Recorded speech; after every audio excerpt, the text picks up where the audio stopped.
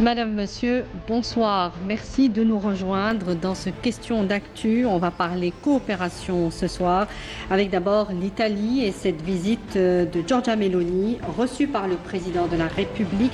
La présidente du Conseil des ministres d'Italie parle d'un niveau de relation entre les deux pays sans précédent et ce, dans plusieurs secteurs économiques. Abdelmadjid Tebboune annonce l'accélération des démarches pour la création de la Chambre de commerce algéro-italienne et assure aussi la volonté d'Alger de respecter ses engagements en tant que partenaire stratégique et fiable de Rome ainsi que de l'Europe dans le domaine de l'énergie, particulièrement en ces temps d'insécurité des approvisionnements et livraisons de gaz et de pétrole. Un peu plus d'un mois après la visite du président nigérien, le président Tiani à Alger, l'Algérie joint le geste à la parole et renforce son partenariat tous azimuts avec le Niger. Une vingtaine d'accords économiques et programmes de coopération ont été signés au terme des travaux de la deuxième grande commission mixte, la deuxième session de la grande commission mixte algéro-nigérienne de coopération. À la tête d'une importante délégation, le Premier ministre Sifir Leyeb a posé la première pierre d'une infrastructure énergétique extrêmement importante pour le Niger. Une centrale électrique d'une capacité de 40 MW, le premier projet de la Sonelgaz internationale à l'étranger. On reçoit pour en parler nos consultants ce soir. D'abord Zine Charfaoui, bonsoir. Bonsoir Samia, bonsoir aux téléspectateurs. Merci d'être avec nous. Avec nous également Mohamed Achil, bonsoir. Bonsoir. Merci également. Et Monsieur Mahfoud Kaoubi, bonsoir à vous également. Bonsoir madame. Alors, première question à Zine Charfaoui. C'est la troisième visite de Giorgia Meloni à Alger, si je ne me trompe pas, la présidente du Conseil. C'est la deuxième en moins de 4 ans. La deuxième. Alors, c'est la présidente du Conseil des ministres italiens. Elle évoque un niveau des relations entre les deux pays sans précédent. Pour quelles raisons, selon vous? Oui, sans précédent. Je ne sais pas s'il est nécessaire de revenir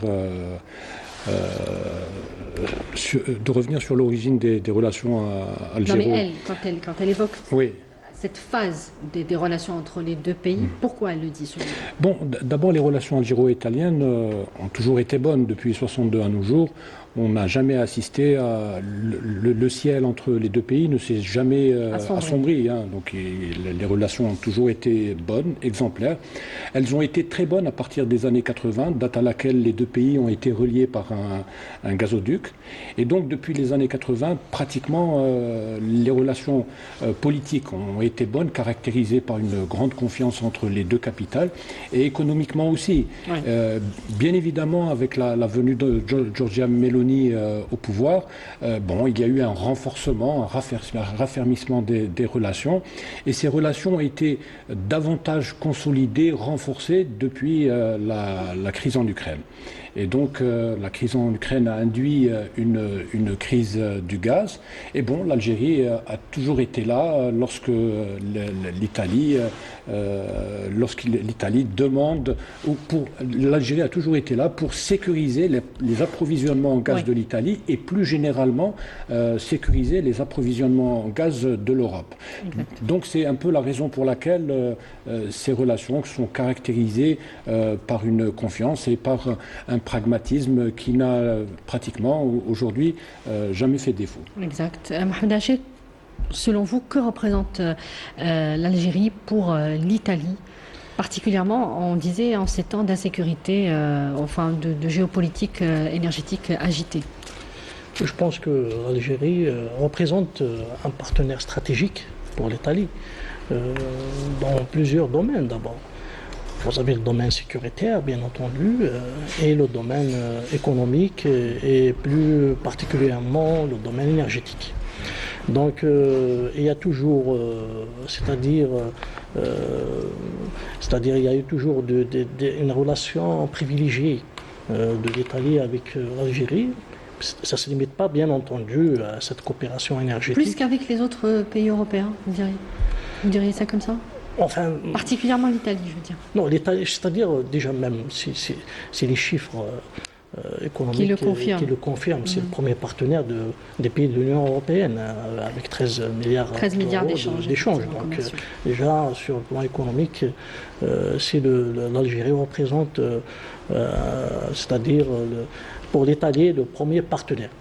mais aussi En Afrique. En Afrique, bien entendu, en Afrique, et en Afrique du Nord, en Méditerranée du Sud pour l'Europe, parce que ça compte ça compte énormément pour l'Europe. C'est un enjeu quand on parle de la rive sud de la Méditerranée pour les Européens, c'est un enjeu très très important, à la fois pour les questions politiques et géopolitiques, les questions sécuritaires, mais aussi les perspectives de développement économique de l'Union européenne, parce qu'il y a quand même des ambitions aussi de l'Union européenne pour élargir leur champ de coopération, pour ne pas se limiter seulement à l'Europe de l'Est ou à l'Europe de l'Ouest, et avec bien sûr les pays atlantistes, c'est-à-dire avec les États-Unis d'Amérique, le Canada, etc. Donc d'où le plan Mattei pour l'Italie, on reviendra là-dessus tout à l'heure. Tout à fait. Donc il y a cette rive sud de la Méditerranée, et dont l'Algérie est un pays pivot, c'est le plus grand pays d'Afrique aussi, qui constitue quand même un espace géoéconomique,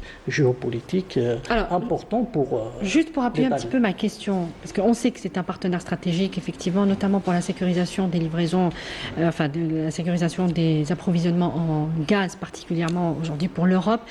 Mais certains experts affirment aujourd'hui que la relation Algérie-Italie pourrait servir de modèle pour les deux rives de la Méditerranée, la rive nord et la rive sud, et calquer finalement ce modèle dans plusieurs situations. Exactement, c'est un modèle même actuellement, étant donné que c'est une relation qui s'est libérée de toute tension, de toute, c'est-à-dire manipulation des hommes politiciens. Il n'y a pas d'enjeu c'est-à-dire, il n'y a pas d'enjeu politique, c'est-à-dire quand il s'agit de questions sécuritaires régionales, ça concerne les deux parties, la rive sud et la rive nord de la Méditerranée. Donc tous ces pays-là sont concernés. Et quand il s'agit aussi de construire un peu les relations humaines entre les deux rives aussi, parce qu'il y a une immigration, donc il y a des liens sociaux entre la rive nord et la rive sud, c'est le résultat de la colonisation, pas pour l'Italie, bien entendu par rapport à l'Algérie. Et quand il s'agit justement de ces relations, donc c'est des relations disons, des passionnés. C'est des relations qui sont plus pragmatiques, objectives et qui se déroulent d'une manière, c'est-à-dire souple et sans pour autant manipulation. Parce qu'ailleurs, il y a de la manipulation de certaines parties, donc c'est de la manipulation politicienne, bien entendu. Ça sert parfois à des agendas électoraux, etc., des partis. Mais avec l'Italie, donc on voit qu'il y a cette stabilité, il y a cette continuité dans la relation, il y a l'exécution des objectifs de chaque sommet entre les deux pays progressivement sur le terrain. Donc il y a une construction très positive. Donc on peut dire que même quand on parle de la coopération entre le nord et le sud de la Méditerranée, l'exemple algéro-italien peut servir de modèle. On va écouter un premier extrait où le président de la République assure la volonté d'Alger justement de respecter ses engagements en tant que partenaire stratégique et fiable de l'Italie, mais aussi de l'Europe dans le domaine de l'énergie. Et on revient. على الطابع الاستراتيجي لشراكتنا المتعددة في كل المجالات لا سيما في مجال الطاقة والأمن.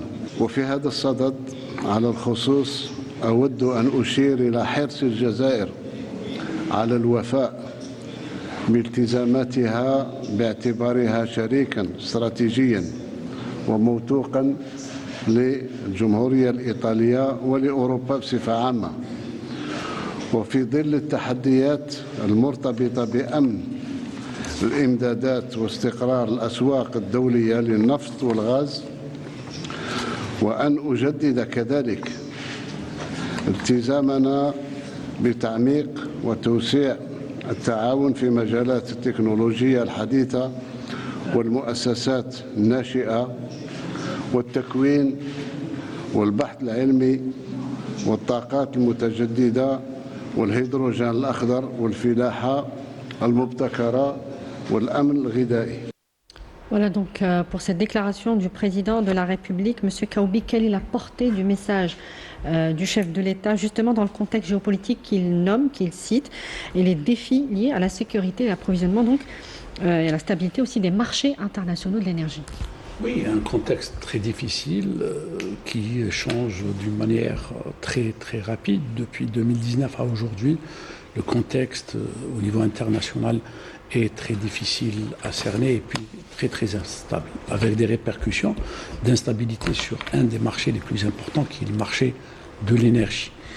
Donc, d'où cette volonté de bâtir une coopération solide avec l'Italie, mais avec l'Europe aussi. Le président de la République le souligne. Donc, l'Italie en premier, mais l'Europe en tant que partenaire fiable qui assure ses engagements et qui œuvre pour une stabilité des marchés.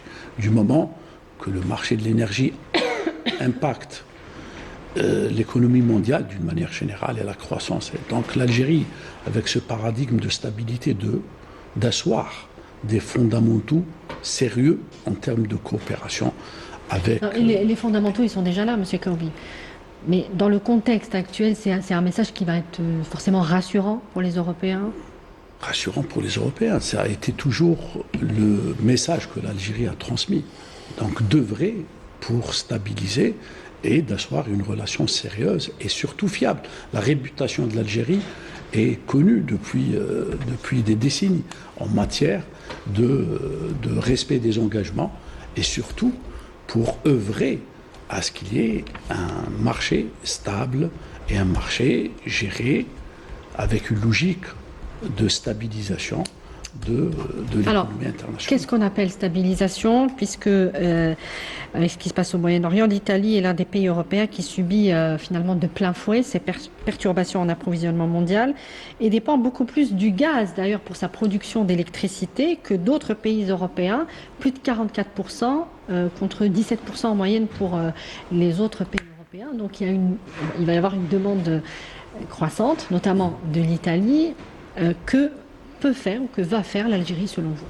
Donc au-delà d'assurer une augmentation des quantités fournies à l'Italie, il faut rappeler que l'Algérie fournit plus de 33% du gaz italien. Donc elle se trouve en pole position, suivie donc des États-Unis et de l'Azerbaïdjan de 15%. Ensuite la Norvège. Donc elle est de loin le premier fournisseur de l'Italie en gaz. Et de l'Europe aujourd'hui, non? Avec 12%. De l'Italie principalement. La part du gaz algérien pèse 15% du marché européen. Mais pour l'Italie, c'est pratiquement 35%. Il faut le rappeler. Maintenant, la défaillance, les perturbations qui ont été connues ces dernières semaines par la défaillance du fournisseur qatari qui pèse 11%, donc fait qu'il y ait un besoin énorme. Oui. Un besoin énorme. Donc il y a une urgence là. Bien sûr, en matière de disponibilité, en matière de prix, qui peut impacter un retour. Donc l'économie italienne a connu ces 2 dernières années une réconciliation avec la reprise. Ce qui est bon pour l'Italie en premier, pour l'économie européenne et par ricochet pour l'économie mondiale. L'économie mondiale a besoin de stabilité, a besoin de retour avec la croissance pour que ces augmentations de prix, ces augmentations donc de quantité fournie s'inscrivent dans la durée et qu'il n'ait pas un caractère purement conjoncturel, purement spéculatif. L'Algérie, quand je disais tout à l'heure que son paradigme est d'œuvrer pour asseoir des véritables fondamentaux d'une stabilité et d'une visibilité qui permettent de revenir d'une manière durable vers la croissance, qui est en fin du compte le véritable gage. C'est-à-dire stabiliser les quantités donc, qui sont... Rappelons que les contrats, et j'aimerais que vous réagissiez aussi, messieurs, les contrats de gaz expirent en 2027. Vous confirmez cette information? Allez-y. Non, je ne sais pas si les observateurs l'auront très bien remarqué. Je pense que le président de la République, lors de sa prise de parole avec Giorgia Meloni, a délivré un message extrêmement important. Il a réitéré l'engagement de l'Algérie à assurer la sécurité énergétique de l'Italie et de l'Europe. À mon avis, il faut comprendre aussi par là, il y a certains pays dans le monde, et peut-être même en Europe, qui essayent de présenter l'Algérie, de donner de l'Algérie l'image d'un pays dont il faut se méfier, etc. Je pense que le président de la République a tenu à lever toutes les ambiguïtés. L'Algérie n'utilisera jamais le gaz comme une arme pour faire du chantage à l'Europe. Bien au contraire. Et elle ne l'a jamais fait. Elle ne l'a jamais fait.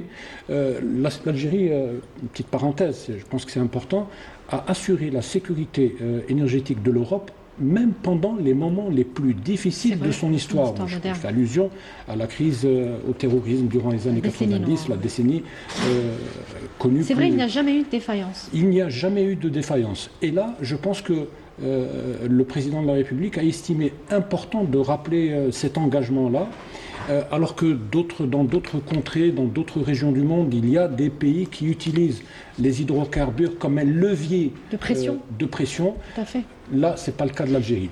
On peut prendre aussi l'exemple avec la France, où la part de la France a augmenté ces dernières années, malgré la grave crise politique qui a caractérisé les relations entre les deux pays. Et l'Algérie n'a pas utilisé la question énergétique. Et probablement la pire crise de l'histoire des deux pays. Mais sur les questions économiques, je me souviens que M. Mahfoud Kaoubi en avait parlé lors d'une précédente émission, l'économie n'a pas pâti de la crise politique entre Alger et Paris. Et preuve que l'Algérie n'utilise pas les hydrocarbures comme un levier de pression, c'est que durant ces 3-4 dernières semaines, qui correspond au début de la crise au Moyen-Orient, l'Algérie a augmenté ses productions de gaz de près de 74%, ce qui est extrêmement important. Tout cela pour combler le manque à gagner qu'enregistrent les pays. C'est valable pour l'Italie et pour l'Espagne. Alors du côté de l'Italie, c'est déjà annuellement près de 20 à 25 milliards de mètres cubes de gaz par an. Donc voilà. Avec l'Espagne, c'est 11 milliards. Imaginez-vous, alors cette quote-part, cette production a été augmentée de 75%. Ouais. Tout cela pour faire en sorte que la crise au Moyen-Orient n'impacte pas les pays du sud de l'Europe. Et c'est en cela que l'Algérie contribue effectivement à la stabilité de ce que disait M. Kaoubi, la stabilité des marchés, la stabilité de l'économie. C'est ce qui confère le caractère stratégique, donc l'importance de l'Algérie donc dans la stabilité de l'Europe, pas seulement énergétique, et ce qui confère aux relations algéro-italiennes leur caractère stratégique. Et Mohamed Achille, justement, on disait il y a les mots du président de la République, effectivement, qui rassure aujourd'hui les marchés, on l'imagine. Il y a aussi la stabilité des infrastructures, c'est-à-dire que l'Algérie est aujourd'hui, avec ce qui se passe dans le monde, peut-être l'un des rares pays qui possède ces infrastructures gazières, notamment le Transmed et celui avec l'Espagne aussi. Et il y a le GNL. Est-ce que l'Algérie va aussi faire un effort de production dans ce domaine-là? Parce que la part du Qatar, les 10% ou 11% du marché européen, c'est du GNL qui va manquer. Donc. Tout à fait. Le GNL constitue une option stratégique pour le secteur énergétique algérien. Parce qu'il y a deux réalités maintenant dans le monde, enfin surtout depuis la crise ou bien le conflit russo-ukrainien. Donc il y a la montée du GNL dans le marché énergétique mondial et surtout avec l'arrivée du gaz de schiste américain et surtout aussi avec le spot, ce qu'on appelle le marché spot, c'est-à-dire le marché... Oui. Pardon, je voudrais juste rectifier, le Qatar couvrait jusqu'à 33% du gaz naturel en Europe. Oui, c'est 30% qui passent par le détroit d'Ormuz. Le détroit d'Ormuz. Donc c'est une quantité très importante. Et l'Algérie s'est placée bien entendu bien avant. L'Algérie est pionnière en matière de GNL. Dans le monde, Dans le monde, effectivement. Et elle a investi même dans les méthaniers, les transports, etc. Mais aujourd'hui, c'est-à-dire même du point de vue des arbitrages financiers, du point de vue aussi disons, mercantile, c'est-à-dire il faut se placer sur les marchés des spots. Parce que le spot, on gagne beaucoup. Il y a plus d'argent à se faire, finalement. Oui, quand il y a une conjoncture, quand il y a un choc, donc vous pouvez facilement... donc l'Algérie peut... tirer des revenus importants. Oui, peut profiter de cette fenêtre de tir. Oui, déjà, il y a une marge. C'est une conjoncture dans laquelle il va tirer un peu profit. Oui. Mais si on était bien préparé avec le GNL, c'est-à-dire on avait des quantités très importantes à transporter, déjà à liquéfier, à produire à liquéfier et transporter, donc il y a toute une logistique qu'il faut assurer. Donc ça nous aurait fait des dividendes énormes aujourd'hui. Mais tout de même, on a des quantités qu'on peut exploiter. En plus, le GNL, sur le plan géopolitique, il est très très important. Pourquoi? Parce que ça donne aussi des débouchés supplémentaires et d'y aller vers des marchés asiatiques. Même les marchés asiatiques aujourd'hui sont en crise. Donc on peut y aller avec le GNL vers les marchés asiatiques, des marchés aussi lointains. Donc pas seulement l'Europe, parce que l'Europe, déjà on a les 2 gazoducs, donc c'est déjà assuré par ça.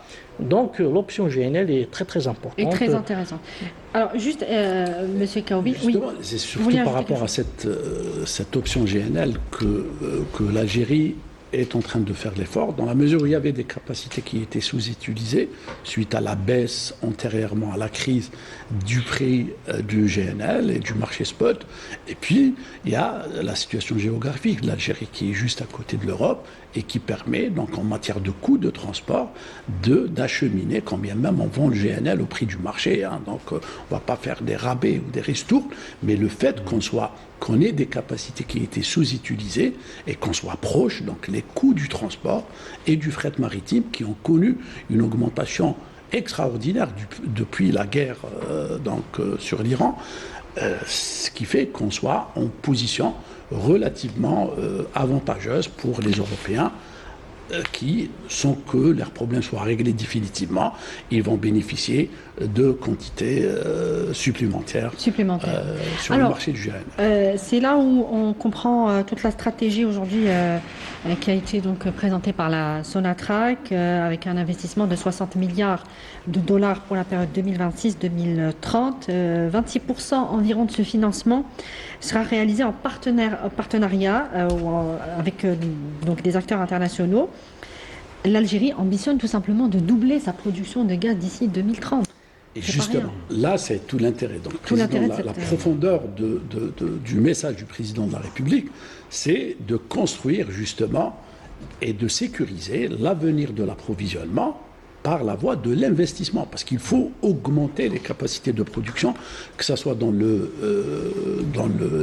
l'énergie traditionnelle, que ce soit dans le renouvelable. Et là, l'anticipation, et le non conventionnel aussi, qui a été cité par Giorgia Meloni. Tout à fait. Ça, c'est une option inéluctable, indispensable, pour qu'on puisse, à l'horizon 2030, 2031, 2032, sécuriser. Donc, du moment aussi que l'Union européenne a pris comme option, parce que le président de la République a rappelé à travers la visite du Premier ministre italien, donc que le partenariat avec l'Italie, mais aussi avec l'Union européenne.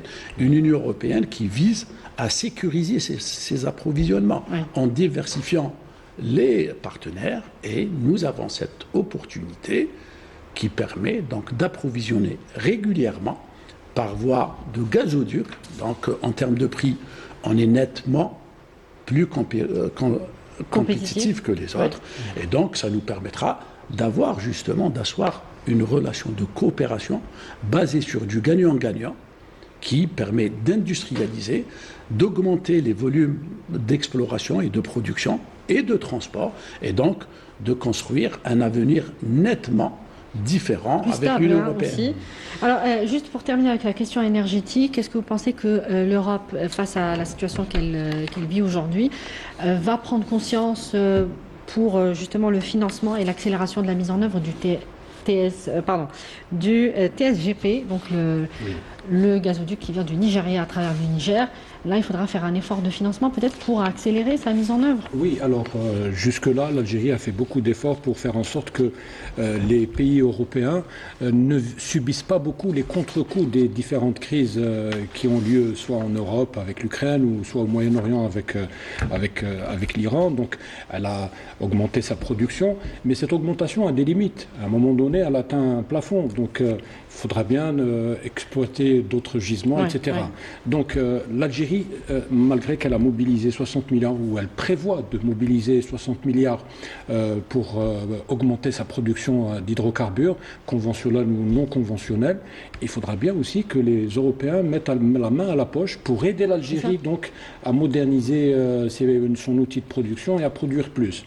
Et après, il n'y a pas que l'Algérie, on a aussi des pays qui produisent du gaz et du pétrole, je pense au Nigeria, et il serait intéressant effectivement pour l'Europe qu'elle aide l'Algérie à finaliser très très vite ce projet de TGP. Pour sécuriser finalement. Pour sécuriser ses approvisionnements, à elle. Et l'Algérie deviendrait un hub énergétique. Mais je pense que c'est le message de l'Algérie. À chaque fois que le président de la République en a l'occasion, il le dit. À chaque fois que le ministre de l'Énergie il le fait aussi, c'est que l'Algérie ne peut pas aussi à elle seule investir dans la production de gaz. Si aujourd'hui, il est important pour nous de le faire parce que ça nous permet de sécuriser notre position en Europe en matière de en tant que fournisseur de gaz. Mais si les Européens veulent aussi se sécuriser à long terme, il serait bien qu'ils investissent ici avec nous. Qu'ils fassent un effort. Absolument. Alors, on va écouter un deuxième extrait ou une deuxième déclaration du président de la République qui revient sur l'accélération aussi des mesures pour la création de la Chambre de commerce et les projets algériens dans le cadre du plan Matei pour l'Afrique. ماتي من أجل القارة الإفريقية أشيد بالوتيرة المتسارعة لتجسيد المشروعين المشتركين المندمجين ضمن هذه الخطة مشروع إنتاج الحبوب والبقوليات بولاية تيميمون ومشروع إنشاء مركز الامتياز الجزائري الإيطالي أنريكو ماتيي ديال البؤر الإفريقي في بلعباس للتكوين والبحث والابتكار في الميدان الفلاحي. اتفقنا في هذه المناسبة كذلك على تسريع إجراءات إنشاء الغرفة التجارية واتفقنا على إنشاء الغرفة التجارية على أساس أن تنصب من بعد الغرفة التجارية الإيطالية الجزائرية لتسمح باللقاء نتاع المتعاملين الاقتصاديين في بعضهم بعض والتعامل مثل ما هو قائم مع غرف التجارة مع الدول الصديقة الأخرى. Alors, Mahfoud Kaoubi, accélérer les mesures pour la création de cette chambre de commerce algéro-italienne pour permettre finalement l'échange et la rencontre des communautés des affaires des deux pays, avec 13 milliards de dollars d'échanges, on disait en 2025, c'est bien ça, entre Alger et Rome. On s'étonne quand même qu'il n'y ait pas vu jusque-là de chambre de commerce entre ces deux pays-là. Pourquoi, à votre avis? C'est un cas d'espèce. Bon, peut-être que par rapport à l'ancienneté de ce caractère stratégique de relations économiques, donc parce qu'il est relativement récent, si on veut dire vrai. Maintenant, le besoin est énorme. Et énorme pour aller vers diversifier les échanges et aller vers des partenariats en dehors des hydrocarbures. Et là, il est important que... Mais l'Italie a bien investi jusqu'à un peu plus de 8 milliards, c'est ça? 8 milliards de dollars à peu près, Vous avez un chiffre? 8 milliards 300 millions, quelque chose comme ça en Algérie? Non, je voulais juste dire que... Non, attendez, on va laisser terminer. Oui, donc la diversification est là. À 90%, c'est le gaz. C'est le gaz. Donc maintenant... L'automobile, tout ça, l'agriculture. Oui, c'est pas des montants très très importants, du moins, et puis c'est récent. Donc l'automobile c'est récent, l'agriculture c'est récent aussi, quoique c'est ambitieux. Et donc justement, c'est cette construction qu'il est indispensable de réaliser rapidement. Et un des instruments, justement, c'est une chambre commune qui permettra de rapprocher encore les partenaires commerciaux et surtout de lever les entraves et d'aller vers une accélération des processus de diversification, notamment parce que l'Italie dispose d'une PME assez compétitif, assez présente dans les différents secteurs d'activité. De l'autre côté, l'Algérie ambitionne de diversifier son économie en allant vers l'industrialisation du pays, et c'est dans ce sens... Et justement, parlons franchement, quand on parle de l'excellence des relations, du partenariat avec l'Italie, est-ce qu'il peut y avoir cet échange du know-how, comme on dit, le savoir-faire? Parce que c'est ça finalement on doit voir pourquoi il n'y a pas un nombre important. Et justement, c'est cette chambre d'investissement, de présence dans les différents secteurs d'activité, dans le domaine du cuir, dans le domaine du textile, dans le domaine de l'électronique, dans le domaine de la chimie, etc. C'est là où on ambitionne d'avoir une présence de partenaires européens. Si on veut construire une relation avec l'Europe nettement différente. Mais là, les logiques privées priment en économie, les logiques institutionnelles ont été très présentes, elles ont fait le nécessaire. Justement, c'est ouais. les autres acteurs. Et les autres Mais acteurs, c'est les les entreprises. deux partis, que ce soit le président de la République ou Giorgia Meloni, ont évoqué quand même de nombreux secteurs dans lesquels ils vont travailler. Parce que ça a peut-être fait partie des négociations. C'est-à-dire qu'à contre... voilà, un Mais effort... le relais, c'est les entreprises. Après, les responsables gouvernementaux tracent la voie, Oui. ouvrent les pistes, mais le reste, l'alchimie est entre les différents Dans le acteurs, milieu des qui affaires. sont les entreprises et les personnes. Mohamed Acher, que représentent ces deux projets dans le cadre du plan Mattei? Particulièrement, on va peut-être insister sur celui dans le domaine de l'agriculture, le projet de céréales et légumineuses à Timimoun. C'est un grand projet tout de même, hein. On parle de 36 000 hectares et 420 millions d'euros d'investissement et qui devrait sécuriser, en tout cas pour notre part, les denrées stratégiques et la sécurité alimentaire pour nous. C'est de ça dont il s'agit. Ça fait partie de la diversification du partenariat. Donc, pour que ce partenariat ne demeure pas seulement dans les énergies fossiles ou les énergies renouvelables, donc il y a maintenant progressivement des investissements dans des secteurs mécaniques, automobiles, l'agriculture. Et la mise en place effectivement de la Chambre de commerce et d'industrie algéro-italienne va servir davantage à la mise en réseau des opérateurs algériens, privés ou publics, avec les opérateurs italiens. Donc c'est parce que le réseautage est très important dans les affaires. Et c'est le B2B de ces opérateurs qui vont identifier davantage d'opportunités de coopération, de création de joint venture par exemple, algéro-italienne, ou d'identification des opportunités d'investissement, des offres d'investissement dans plusieurs territoires du pays, de transformation, etc. Donc ça c'est très important, c'est de l'opérationnel en tout cas, hein, le fait qu'on crée cette Je reviens à chambre. cette question du transfert du savoir-faire. Justement, Parce que finalement, c'est comme ça le cœur Oui, c'est comme ça. de la coopération Tout économique. à fait, mais c'est ça, parce que... Sachant que l'Italie est en mesure de fournir ce qu'on appelle des chaînes, c'est bien ça, des chaînes de valeur, c'est ça. Non, dans les usines, on appelle ça des process complets, c'est-à-dire des chaînes de production. de complètes. Effectivement, mais L'Italie dispose de ce type de process. l'Italie, c'est un pays industriel. Voilà. Et puis, l'Italie, elle a même affiché une certaine résilience depuis la crise russo-ukrainienne, la crise énergétique européenne. Pourquoi? Parce que déjà, elle avait le gaz algérien. Oui. Vous notez ça, c'est-à-dire la capacité de résilience affichée par l'économie italienne, qui est en bonne santé économique actuellement, l'Italie, il dépasse plusieurs pays industrialisés en matière d'exportation. L'Italie est un grand pays exportateur, c'est des dizaines de milliers de PME exportatrices.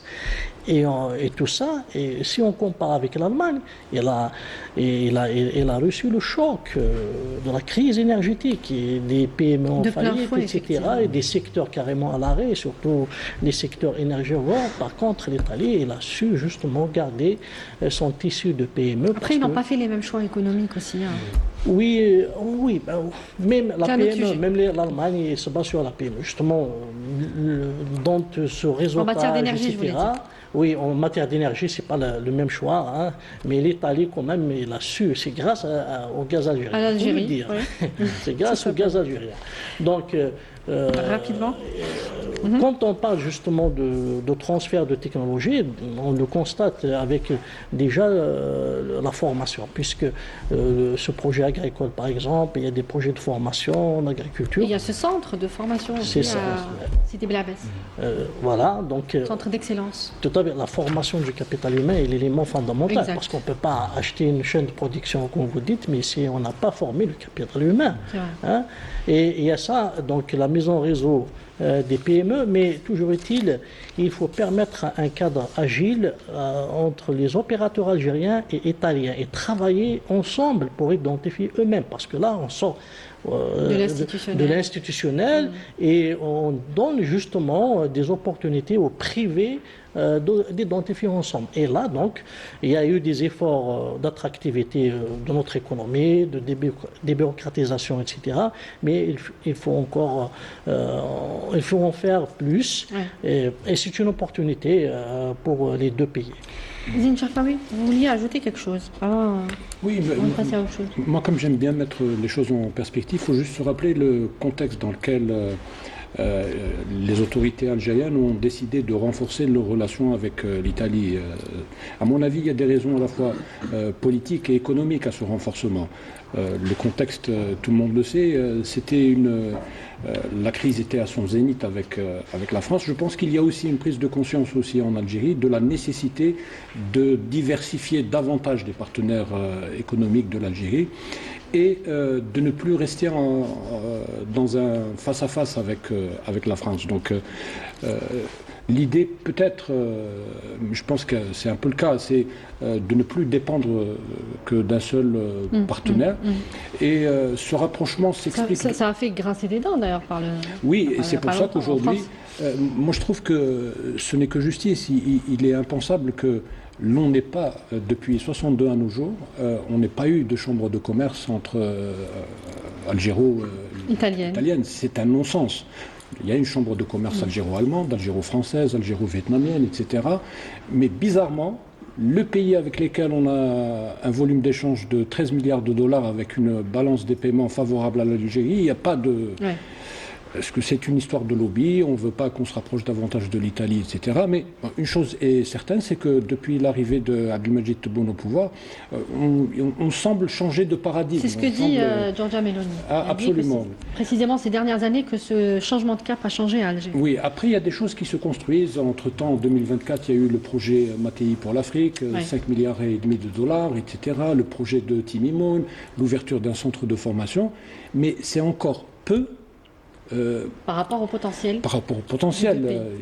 Les entreprises italiennes en Algérie sont encore invisibles, à part Fiat. Et puis Fiat, c'est pas seulement italien. Les moteurs sont français, Stellantis, etc. C'est européen. Mais pour le moment, les entreprises italiennes, on ne les voit pas beaucoup. Donc c'est un partenariat qui est dans le domaine des hydrocarbures, qui est magnifique, qui a atteint son summum, mais dans le reste, qui est encore naissant, qu'on ne voit pas encore. On va écouter la déclaration de Giorgia Meloni sur un autre sujet. Elle évoque la visite du pape Léon XIV en Algérie, une visite historique. On l'écoute et on revient.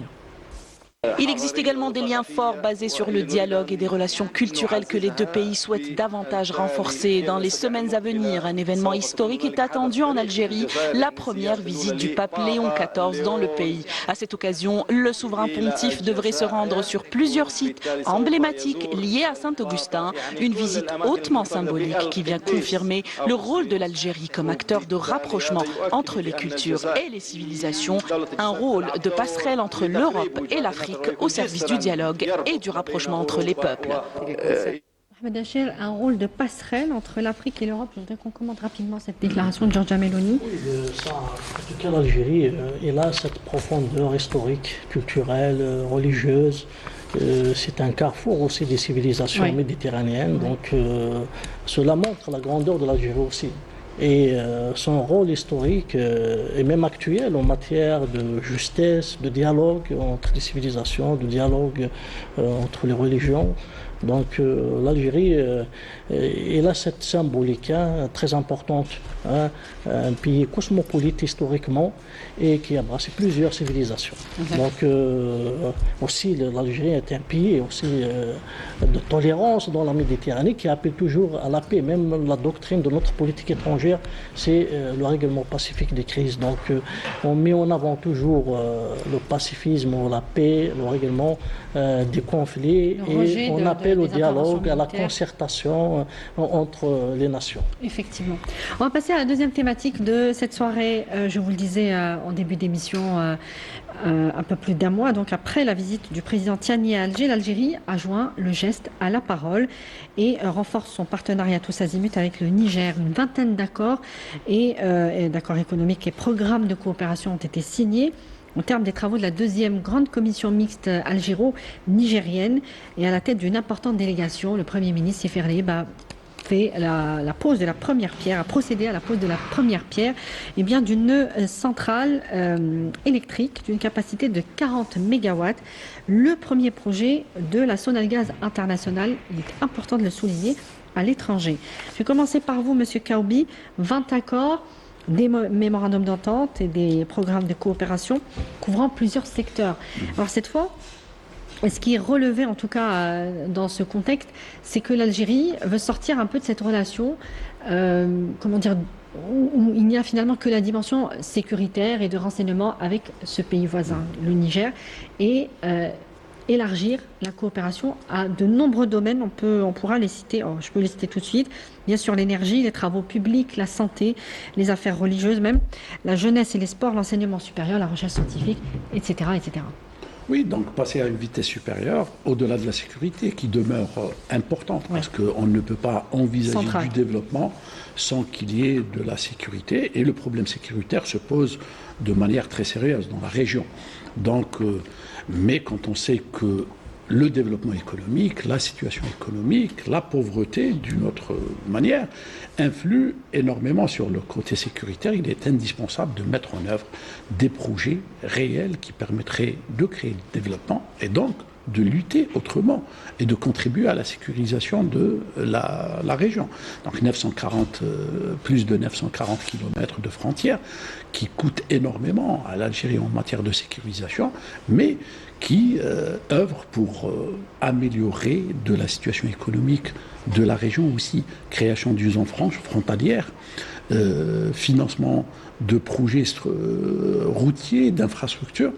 Et là, quelques semaines après la rencontre des deux présidents, on dépêche pratiquement un nombre important de ministres, chefs du gouvernement, pour concrétiser des projets dans le domaine de l'énergie, encore une fois. Donc, production d'électricité, ça c'est du concret. Une centrale de production de 40 mégawatts dans la région de la capitale nigérienne, d'accord, de Niamey, mais des projets dans le domaine de l'infrastructure routière, d'exploration pétrolière aussi, de gaz, qui prouvent que, encore une fois, l'énergie sera cette locomotive qui tirera le développement. C'est important. À cela se rajoute le projet de transport de gaz, le TSGP, qui est important, mais d'autres projets dans le domaine de l'amélioration des compétences, de la formation et de l'éducation, et dans le domaine des start-up, où l'Algérie voudrait généraliser, dupliquer son expérience et faire profiter le Niger d'une expérience. Justement, parce que si l'Algérie, bien sûr, il a ses relations de voisinage, etc., il y a ses liens historiques avec ce pays aussi, mais si l'Algérie ne le fait pas, d'autres viendront, et puis pas forcément par la méthode douce, parce qu'aujourd'hui, les ingérences, le droit international, on voit que ça compte pour du beurre. L'Algérie favorise justement cette entraide. Même la station, la centrale électrique est appelée centrale de solidarité, c'est bien ça?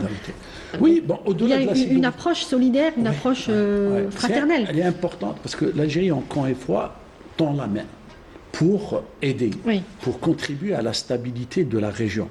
Encore une fois, l'avenir, M. Rachid pourrait le confirmer, de plus en plus, quand on parle de développement aujourd'hui, on parle de région de développement. Exact. Il n'y a plus un pays qui peut faire le développement tout seul. D'autant plus que la région est instable. Le Sahel est un élément de stabilisation ou de déstabilisation de la région. Il y a une contagiosité en matière d'instabilité qui est extraordinaire. Et donc, si on veut construire un pôle de développement régional, on est appelé à stabiliser. Et on stabilise en sécurisant par les moyens militaires, etc., mais en stabilisant par le développement économique. Et le besoin qui est une opportunité, la pauvreté au niveau de la région du Sahel, par rapport au constat, est catastrophique. Mais c'est une opportunité en matière de développement, en matière d'investissement. Donc l'Algérie qui veut exporter son savoir en matière d'énergie, que ce soit son gaz ou son nitrate, a une opportunité qui, encore une fois, l'Algérie ne soumet pas son aide ou sa coopération à des conditionnalités autres que l'intérêt finalement des deux pays, des deux peuples. Donc on est encore une fois dans un paradigme que l'Algérie a toujours défendu, qui est celui de la coopération. On parlait de coopération nord-sud, maintenant on parle de coopération sud-sud, où l'Algérie joue son rôle, encore une fois, de locomotive qui pourrait avoir des dividendes économiques certaines. Donc, pour les deux pays, l'énergie, le Niger est riche en potentiel énergétique, mais qui malheureusement jusqu'ici n'a pas profité aux Nigériens. Alors justement, l'uranium nigérien couvre jusqu'à 70% des besoins en électricité d'un pays comme la France, par exemple, alors que seulement un Nigérien sur 5 a de l'électricité chez lui. C'est moins de 25% des besoins en électricité du Niger qui sont couverts actuellement. Que représente 40 mégawatts avec cette nouvelle centrale électrique qui vont donc être apportées par la Sonalgaz internationale, il faut le rappeler. Oui, c'est une centrale qui est capable d'alimenter au moins une ville comme Niamey, avec tout ce que cela suppose comme écoles qui vont avoir de l'électricité, des entreprises qui vont pouvoir travailler, des hôpitaux qui vont pouvoir tourner, etc. Donc c'est extrêmement important.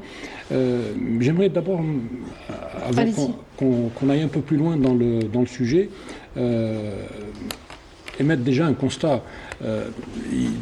La visite de Sifi Riyib, la visite du président Tiani à Alger, puis celle du Premier ministre algérien à Niamey, bat en brèche déjà l'idée selon laquelle l'Algérie serait coupée de sa profondeur sahélienne, comme on peut le lire ici et là.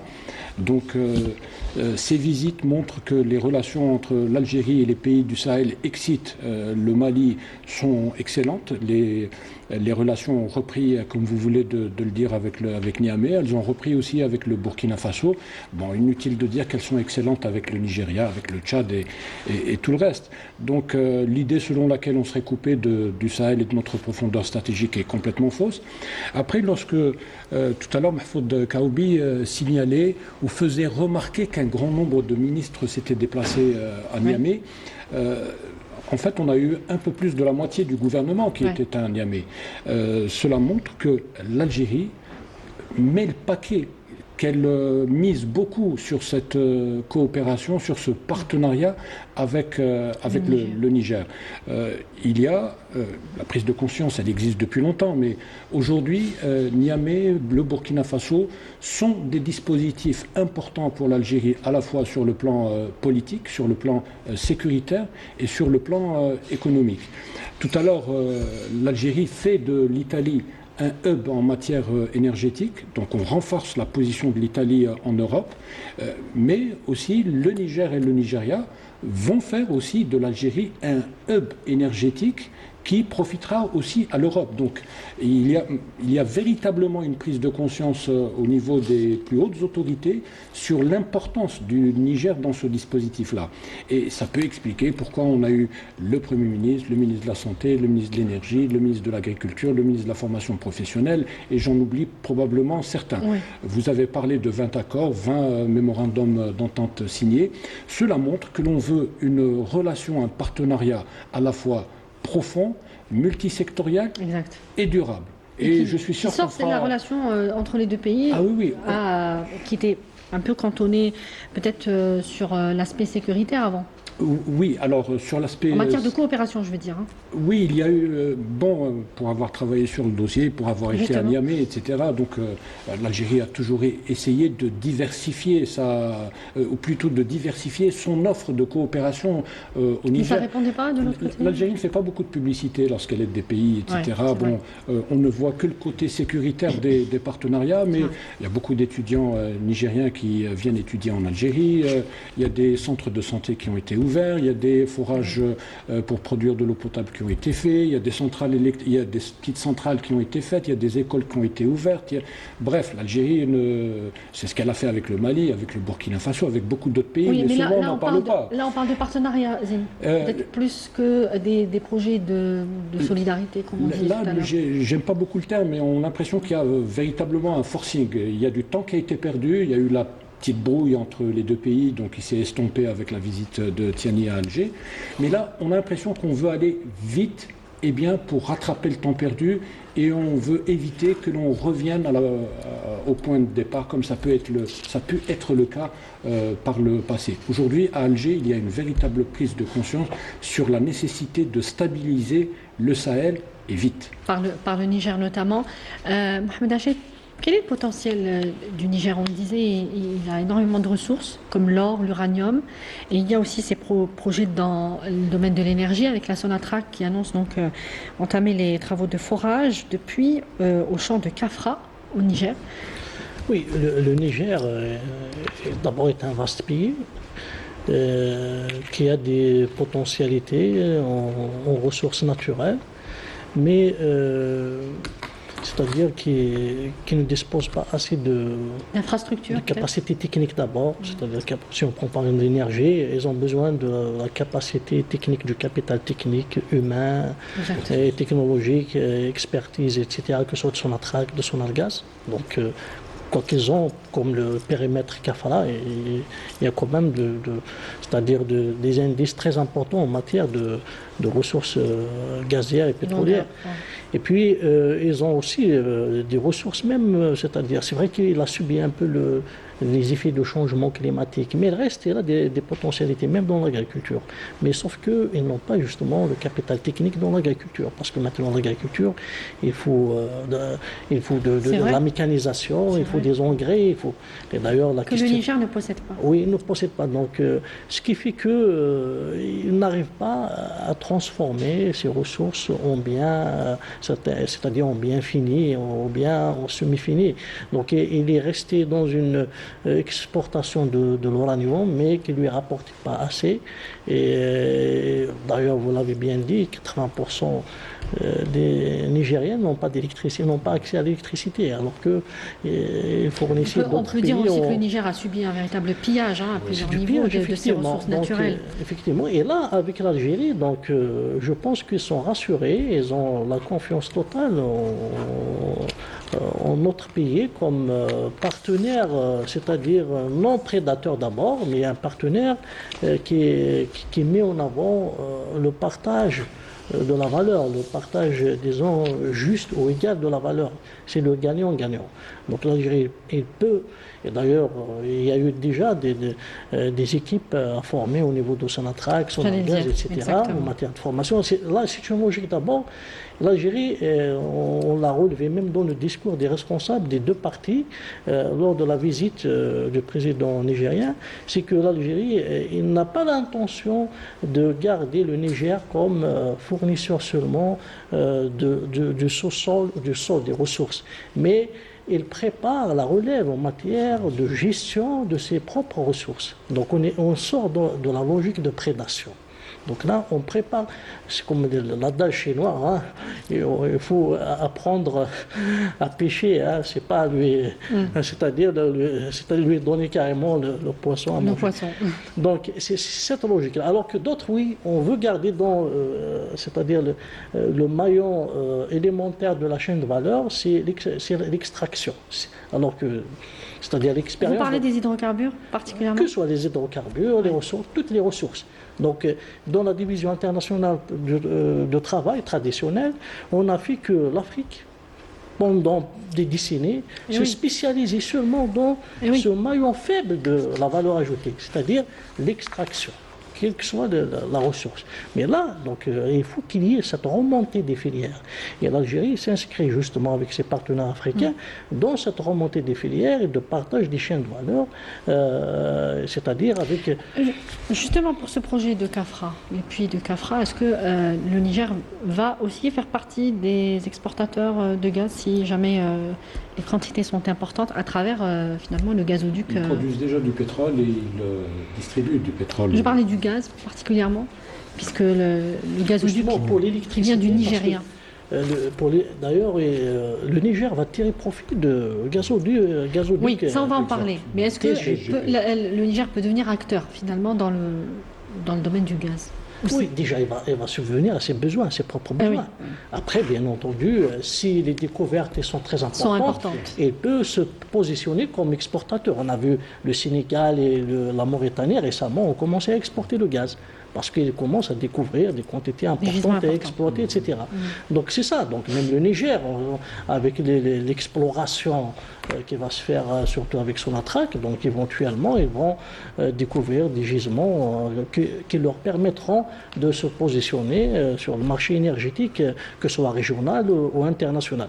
Mais tout de même, cet accompagnement de Sonatrach est très très important, surtout, je le répète, avec la formation des Nigériens, c'est-à-dire pour prendre en charge leurs propres ressources. Alors, à quel point, M. Kaoubi et puis Zine aussi, à quel point ce projet de gazoduc qui vient du Nigeria via le Niger va désenclaver économiquement Niamey, selon vous? En tous les cas, pourquoi les hydrocarbures sont un élément important dans l'accélération du processus de développement? Parce que, ça permet d'avoir des retombées financières assez importantes. Et deuxièmement, comme l'énergie est l'élément de base dans tout investissement, dans toute production, donc il est inconcevable de concevoir un développement sans énergie. Donc l'agriculture, la chimie, la pétrochimie, donc c'est pratiquement une artère qui va irriguer de développement toutes les régions. Donc, et le Niger a énormément besoin de financement pour réaliser des infrastructures, des écoles, des établissements sanitaires, développer son capital humain, à pouvoir acquérir du capital technique et, in fine, produire du développement. Mais ça se fera dans le cadre d'une intégration de deux pays importants qui sont l'Algérie et le Nigeria, mais aussi d'entraîner dans cet élan de développement le Niger et pourquoi pas les autres pays du Sahel. Vous voyez l'importance au-delà du résultat strict, immédiat. Ça permet de bâtir un développement intégré et donc de développer les autres secteurs d'activité. Le Niger, c'est des potentialités énormes dans le domaine de l'agriculture. C'est des ressources qui sont très présentes. D'ailleurs, en arabe, c'est Sahel. Le Sahel, c'est Sahel. Donc, c'est Sahel, c'est la plaine. Donc, et comme c'est des terres en grande partie qui peuvent être très arables, qui peuvent développer des cultures assez importantes en céréales.